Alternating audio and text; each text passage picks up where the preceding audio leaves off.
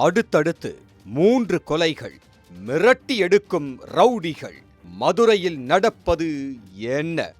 மதுரையில் போலீஸ் விசாரணை முடிந்த பின்னர் நடந்து சென்ற இளைஞர் கொலை செய்யப்பட்ட சம்பவம் கடும் அதிர்ச்சியை ஏற்படுத்தியுள்ளது.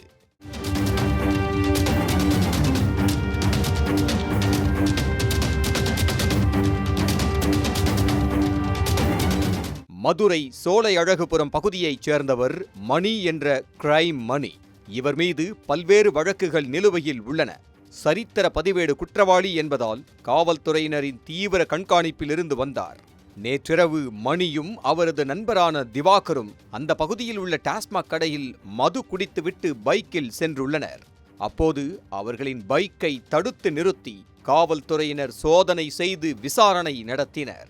இருவரும் மது போதையில் இருந்ததால் பைக் மற்றும் போனை பறிமுதல் செய்து வைத்துவிட்டு வீட்டிற்கு நடந்து செல்லுமாறு எச்சரித்து அனுப்பி உள்ளனர்.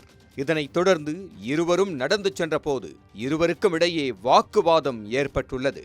மணியின் நண்பர் திவாகர் மணியின் தலையில் கல்லை போட்டும் ஆயுதங்களால் வெட்டியும் மணியை படுகொலை செய்துவிட்டு தப்பி ஓடி உள்ளார்.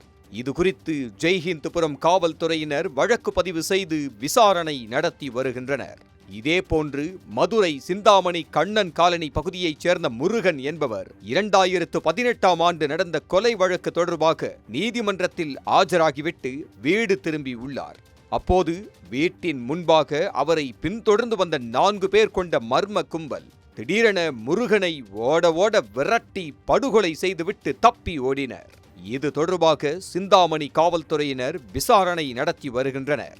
இதேபோன்று கடந்த ஞாயிற்றுக்கிழமை இரவு மதுரை கூடல்புதூர் காவல் நிலைய எல்லைக்குட்பட்ட செல்லையா நகரைச் சேர்ந்த ஸ்ரீபிக் ராஜன் என்ற இளைஞருடன் அவரது நண்பர்களான விக்னேஷ், மகேஷ் மற்றும் ஆனந்த் ஆகியோருடன் மது அருந்திக் கொண்டிருந்தனர். அப்போது பணம் வசூல் விவகாரத்தில் ஏற்பட்ட வாக்குவாதத்தில் ஆத்திரமடைந்த நண்பர்கள் கிரிக்கெட் மட்டையால் அவரை அடித்து கொலை செய்துவிட்டு தப்பி ஓடிய நிலையில் பின்னர் கைது செய்யப்பட்டனர்.